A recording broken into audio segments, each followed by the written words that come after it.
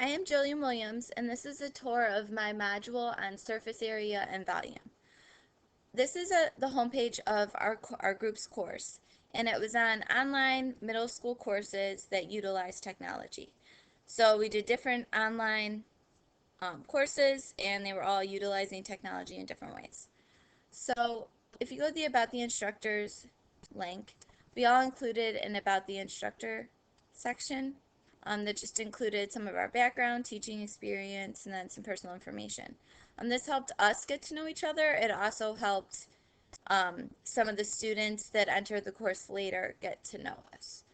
And everyone commented that they liked that aspect of it. Then if you scroll down, for my course I put a little introduction, and then I did a tour of the Blackboard module. This is another thing every student commented on that they liked because it provided instruction on how to start, how to proceed, what they needed to do in this course. So it was very easy for them to follow along with my module. Then if you click on my module, I have a quick welcome that includes the two major goals of my module, which were to develop and use formulas to find the surface area and volume of a prism, and explore and utilize several resources for mathematics instruction, practice, and application. So I made two overall goals, and then in each assignment that I created, I did more specific goals for what they should do in that specific assignment, and then also on the final test. I find this useful in my classroom, my face-to-face classroom, so I thought it would be useful in the online class as well. Then I also included a list of all the assignments they would need to complete with their point values.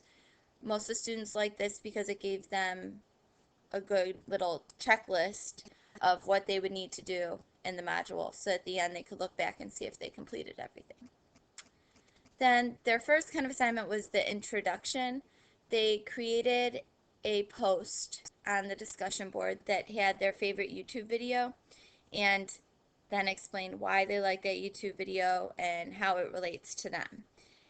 In the future, if I had a larger class where we didn't already know each other, then I would probably have had them tell me more about themselves in that discussion board post. But overall, it went well, and all the students participated and got to know each other through this introduction activity. Then my course had two assignments and a test.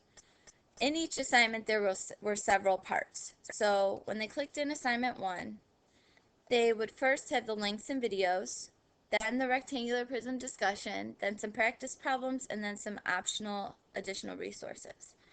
I included a checklist at the top of my page because I found that useful in Dr. Williams' class, and I felt that it helped me to follow along and make sure I got everything done.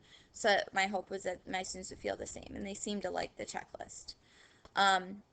So first they were to do some discovery learning by going to these two links.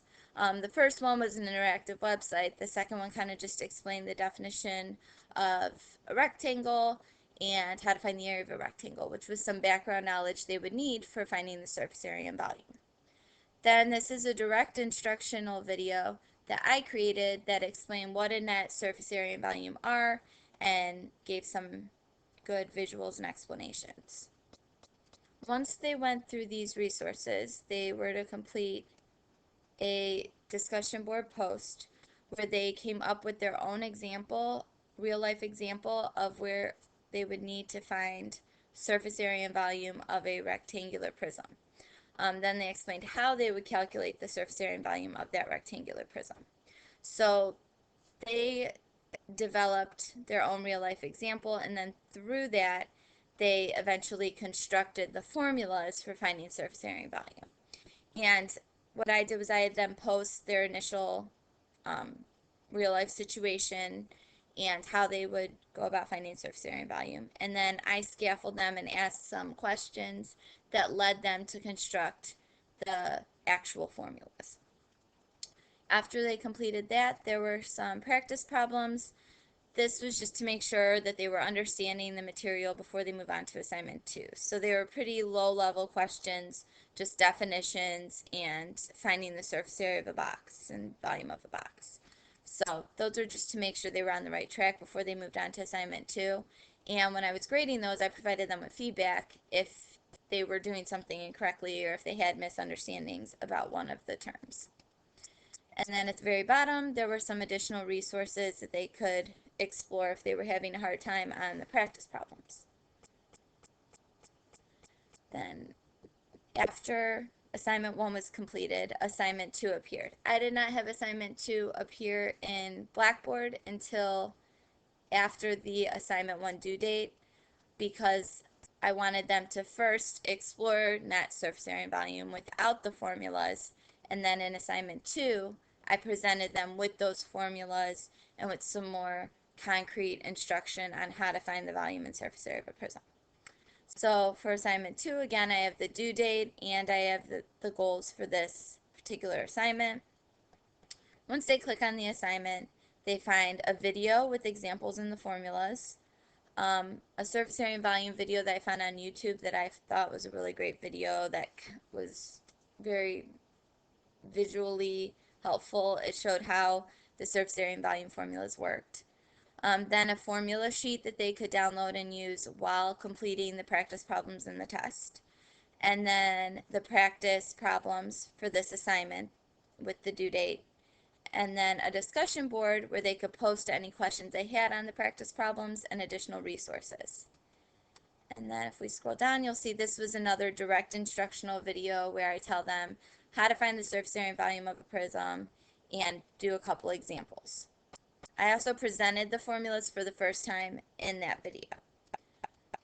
And this is a video that I found that I liked because it explains exactly why the formulas work.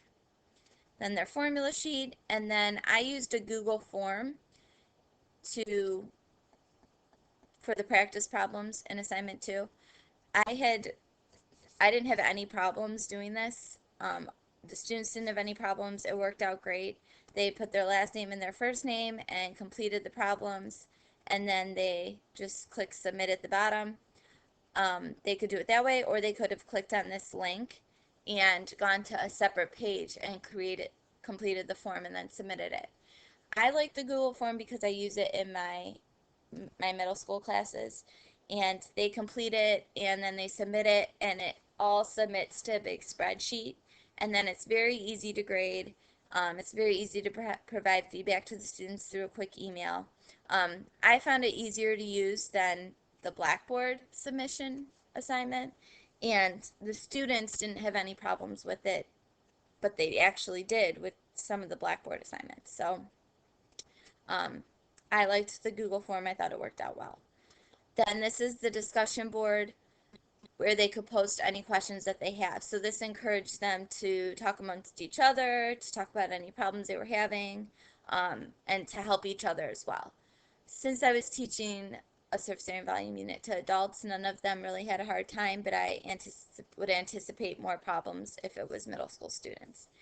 And I would go ahead and check that discussion board as well and answer any questions that they have and make sure that they're on the right track. And if they are answering each other's questions, that's great. I would just ensure that they were answering them the right way. And then last, I have some additional resources. I included more here because I felt students might have a harder time, and I wanted to provide them all the resources they would need. So that was assignment 2. Again, we went through some direct instruction, discovery learning, and then they completed the practice problems. And last was the test. For the test, I included higher level and lower level questions. They submitted it right in Blackboard, and I provided them with feedback while I was grading as to what they got correct, what they got wrong, why they got it incorrect, and I tried to do that for all their assignments, especially on the 2 sets of practice problems, so that if they were doing something incorrectly, they could correct it before taking the test.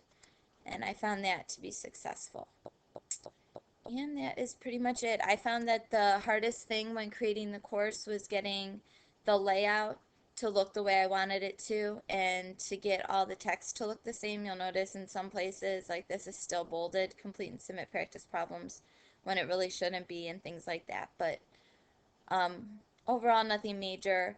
I think that the checklist were a very good addition and helped the students to really know how to follow along with the course. And also creating the tour of my Blackboard module. It's only 3 minutes. It was really quick for them to watch, and it made it very easy for them to follow along with the course. So I would suggest creating that as well. That's it, and I hope this helps when you create your